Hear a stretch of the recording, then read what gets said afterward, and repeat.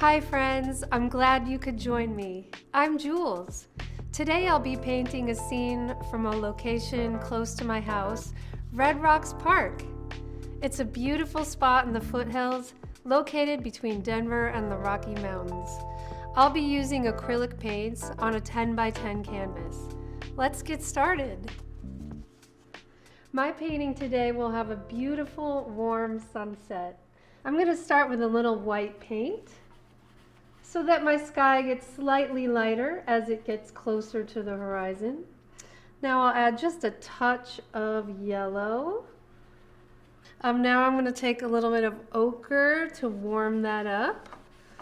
This will give it that really pretty golden color. I'm blending my paint on the canvas as I paint so that I can get this nice atmospheric look without having to try really hard. Now I'm going to grab a tiny bit of orange and work that in. I'm just kind of going left to right here, very easy strokes. Maybe I'll turn that brush around. If I press harder, I can get some white cloud-like forms in there. Now I'm going to take a clean dry brush and I'm going to add white again. I don't want a bunch of yellow and ochre kind of up here with my blue. So I took a clean dry brush. I'm putting in some cloud shapes. That looks really pretty. Just kind of haphazard shapes. Clouds are, there's no wrong way to do a cloud, so I'm just going to kind of soften that up now. That looks really pretty. And I'm just using sort of like roundish upward strokes. Now I'm just going to put a tiny bit of blue on my brush. That might have even been too much. I'll start at the top and work my way down so that I can get the true blue color sort of at the top, the darkest here. And then I'm going to work my way down into those clouds that I made a second ago. And I don't want to really go too far down and then up and too far down and then up, because then I might get some orange up here in the blue. And a little bit is good, but we don't want it to turn brown. So I'm just going along now and I'm softening the two together. I'm softening those edges and it is looking so pretty. I need just a little bit more white here and I'll soften those edges. Colorado is famous for its blue sky. It's like the perfect color. Sometimes it doesn't have any clouds in it, so it just is like the big blue open sky, as they say. All right, that looks terrific. Okay, now that I have the sky in there, I want to add the foothills. So I'm going to mix up a little bit of red, a little bit of blue. I want to make a purplish color. Purple is a receding color. That means it looks like it's further away from us. So if we use purple for mountains too, it's a good idea. So as things get closer to us, they get darker and more detailed. So to show that they're really far away, I'm going to make them really light. So let's grab a little bit of white here and add it to our purple mixture. There we go, that should be enough, we'll see. So now I'm going to start really far away. So these are really far back there. Maybe they're in the Palmer Lake area. Remember, we're in Morrison, Colorado, Denver right now actually. So there's my first one. I'm going to tuck it around the corner there. I like to paint my sides so that it looks nice when you hang it on the wall. And so as they get closer to us, they get a little bit darker and darker and darker. So let's just add a little bit more dark. And I can begin to throw in the next foothill. And you can see that that's definitely darker. Looking good. That looks cool. I'm going to use a diagonal stroke to portray, you know, the diagonal sort of mountains coming down. What's What makes art visually interesting is the sky is going left to right, and then the mountain strokes are diagonal and jagged. So that is an easy way to make any piece of art look more visually interesting. Oops, I kind of went like that. That's okay. So I'm just filling in my mountains right now. I want the closest one to me to be even darker, so maybe I'll just add all of this dark to my brush. And I'll lay this one in there, kind of like this. That looks cool. Remember, they come sprawling down. They're like the bottoms of the Rocky Mountains. So they're not jagged and cliffy at the top. They don't have a lot of snow on them year round because they're smaller and drier and closer to us. When it does snow, the snow only lasts a few days, which is very nice. We have a lot of sun here in Colorado. Something like 300 days a year.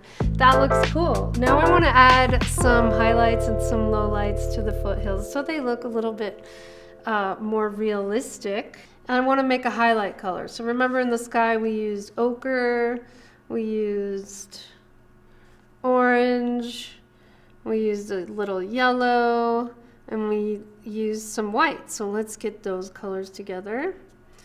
That looks really pretty. I need to tone it down a little bit, so I'll add a tiny bit of our mountain mixture.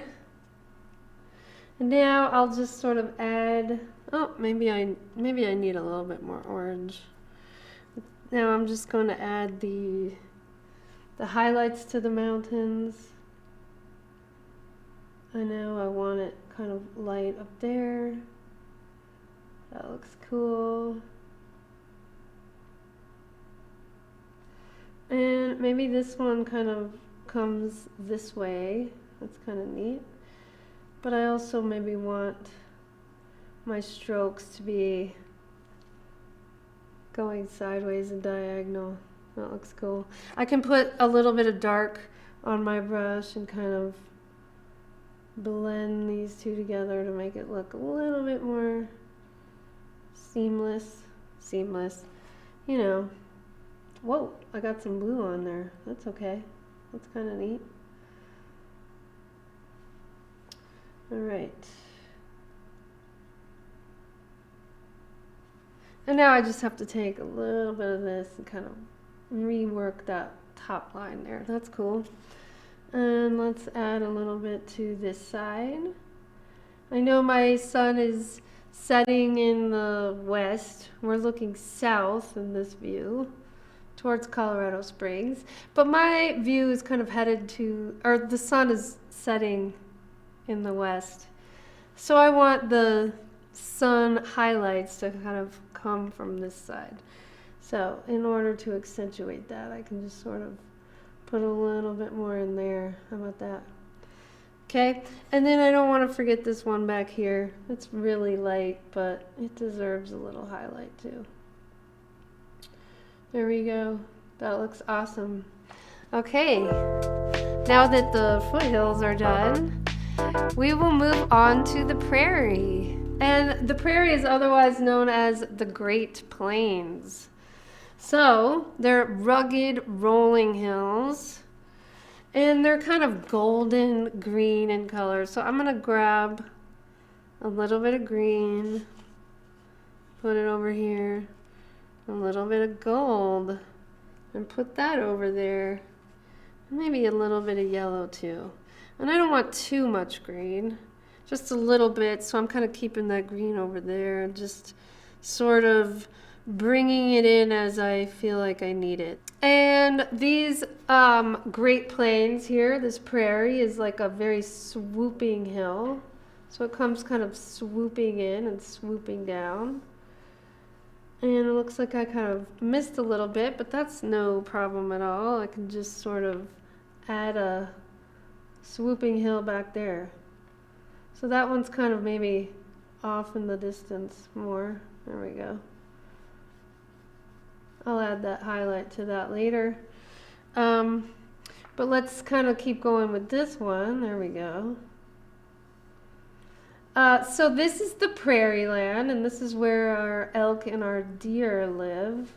They like to live here. This is a great place for them because they can kind of hang out in the prairie all day and get their sun and eat the grasses and stuff. And then they just go back into the foothills at night and sleep in the pine forests at night. So it's a really smart place for them to live. And it's fun to see them every day. So I'm going to add a little bit of my mountain color into the prairie. Everything in the atmosphere sort of reflects off everything else. So if you see a color in the mountains, you'll kind of see it in the prairie, and you'll see it in the sky, and you'll see it in other places. So I'm just going to take this green, the rest of this green, and just sort of bring it all the way down to the bottom. And I can go a little bit faster now, and I could keep adding different sort of shades as I go. That's cool looking. All right. And I want to use a heavy pressure so that I can really fill in all of the canvas there. Canvas is a material. It soaks up the paint, so you really want to kind of press kind of hard in some areas and really dig it in there. That looks good. I'm just going to quickly add a little bit of our warm highlights to some of these. Okay, because remember, the sun is also kind of setting on the prairie. There we go. That looks nice. And again, I'm blending this as I go. Cool. Let's just put a little bit in the foreground here. That's good. And let's just not forget this one way back here. We don't want that one to be too dark or too different or too left out. So, wow, now it looks like we have a double hill. That's kind of cool. That worked out good. All right, I like that. That's kind of neat. Okay, the prairie is done. Now it's time for our hero shot, the red rocks. So I'm gonna use this nice bright orange to do my sketch. And I know that I want it to sort of peek into this blue area because I think that'll look really visually interesting. So I'm going to start it up here, kind of right about here. Ooh. And then I'm just going to start sketching out my shapes. So these huge red sandstone formations are very steeply angled, as you can see. And they have lots of ledges and caves and shelters, and they're just very, very unique shapes here. So I'm just sketching that out. You can see I'm going right over top of my mountains, and the colors of the mountains and the colors of the prairie are being kind of picked up and underneath of my red rock formations, which gives a really interesting sort of two-toned look.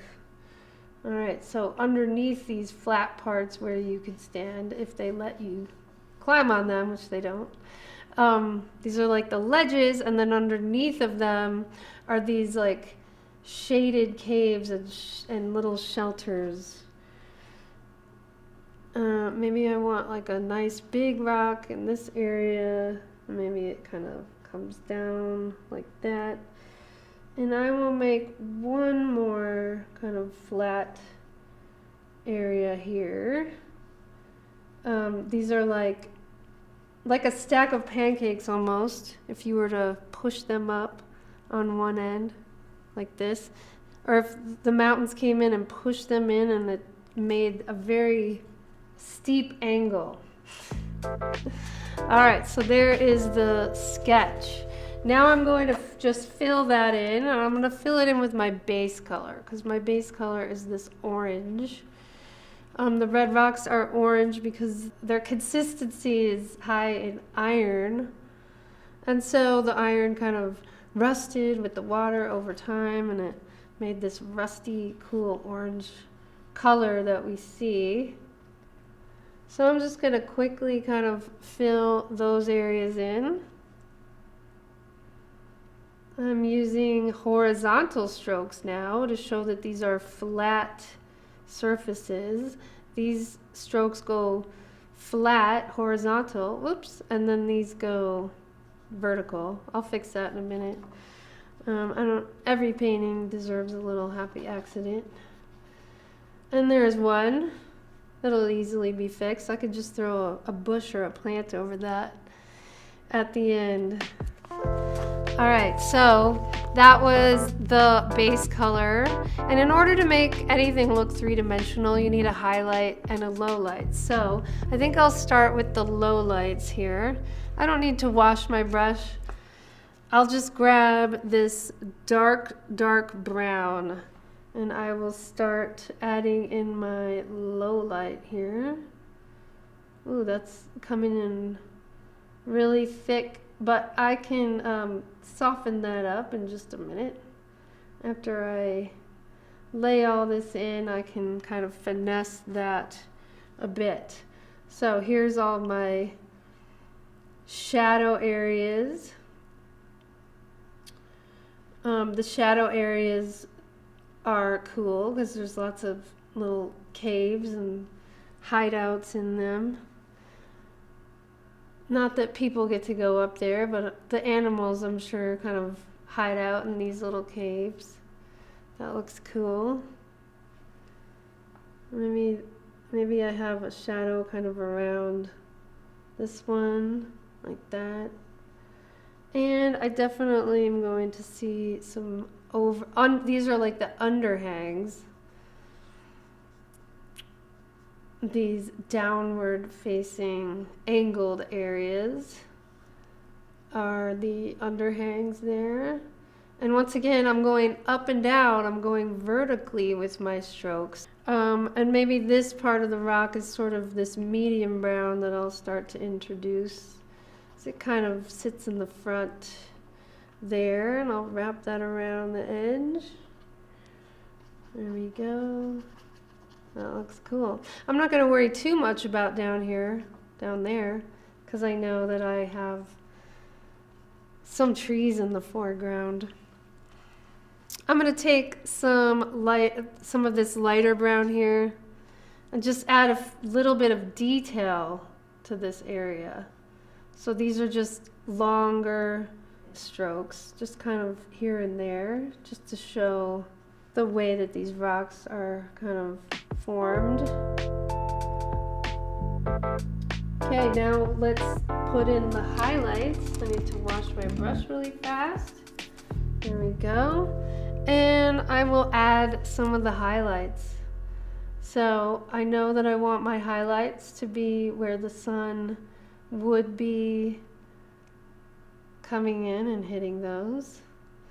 And every once in a while, if I pick up a little bit of dark brown on my brush, that's kind of cool. Remember earlier I said I could sort of finesse that. Well, here's what I was talking about. So I'm kind of pulling this brown down sort of into the rock there, and it's looking very realistic, very awesome.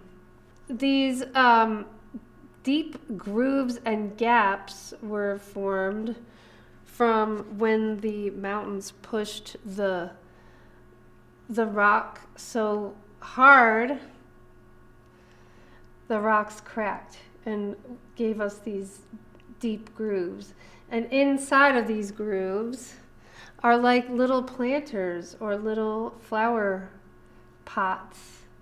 And over time, the wind blew in some soil up there, and they filled in with soil. And then the wind blew in seeds from the surrounding prairie land.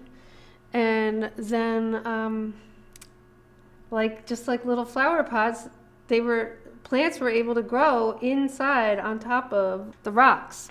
If you ever do go see a concert at the amphitheater here, you can see that there's pine trees on those major rocks there, which is just really interesting.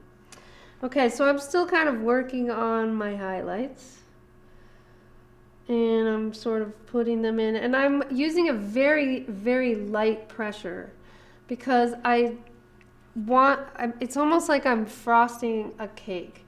And I want the new color that I'm putting on to just kind of sit nicely on top of the existing color. So I'm not really blending them too much. I'm just sort of laying the highlight on top of the low light, and it's looking really cool. Let's put some kind of rock detail in that formation. Maybe I'll add a little highlight in some of these other ones. And then last, I want to do just a little bit more detail with my smaller brush. So this is when I can really kind of get into some of these areas and just really fine tune them a little bit. As you can see, I'm just adding some visual interest, some angles, a little bit more shadow. I want to add enough gaps so that I have room or places to put some of those trees I was talking about. So this formation that I'm painting today is part of the Dakota hogbacks. Mine is the shark fin version of the hogbacks in the Dakota hogbacks in Morrison, Colorado. All right, so what I'm doing now is just adding a little bit of red. Red is a very receding color too. That means it makes it look like it's in a shadow. It gives it a little bit more interesting definition. I don't use a lot of black in my paintings, so by using red as a shadow color, it's just a fun thing to do. All right, that looks totally awesome. The last thing that I want to add is some trees. As you hike around the Red Rocks Park, you kind of hike in and around all of these cottonwood trees that are at the base. And the cottonwood trees are really, really beautiful. They are a very light green in the summer and springtime, and then they turn a vibrant yellow golden color in the autumn, and it's really pretty. So anytime that you come and visit Red Rocks Park is beautiful. I'm taking my round, very stiff brush, and I have green, and I'm just pressing the brush to the canvas, and I'm just making little indications of leaves, just little dots, little indications of leaves. And this is the base color, so we will be adding a little highlight and a little low light. This is just the base color, but I want to add those cottonwood trees there. And then, like I said, there's little juniper trees, bushes rather, tucked into these cave areas. And the smaller that I make these, the bigger that the rock will be. So I want to put a few little ponderosa pine kind of up here. So they're just tiny little things. So I don't want these to get too big. So there's my base color. Now I need to just add a little bit of highlight. So I'm going to grab some yellow and mix whatever's on my brush with the yellow. And then I'll tap it to just the tops of the leaves. So this just helps them really look brighter and lighter against all these reds and yellows and browns. There we go. Let's put just a little bit of highlight kind of in here so we can see those a little bit better. That really helps them pop a little bit. Even though they're heavily shaded, we still want to see them a little bit. There you go. And just a few kind of in this area too. We'll add a tiny little highlight of, or low light of blue in there. Whoops. There we go, just a little bit of blue. And then, like I said, I have to go back and fix this area, and that's not going to be a problem. I just have green on my brush, and I'm just going to kind of go over it. And maybe I'll make that whole area darker, just to kind of blend it in a little bit more. But remember, that kind of goes that way. So there we go. I blended that away. Now I can just take a little bit of my highlight color again, throw that in there, and I can even blend the two together. That looks pretty cool. All right. Okay. I like it. Now I'm just going to sign it. I think I'll use kind of a light purple color. And I'll sign it in the corner. And that will finish our trip to Red Rocks Park. I want to thank PBS 12 for this opportunity. Today's painting will be auctioned to raise money for public broadcasting. Visit pbs12.org for details. If you painted along with me today, we'd love to see what you created. Please share your art and join the online gallery. Visit artscoolwithjules.com. Thank you for spending time with me today. Take care, and I hope to see you again soon.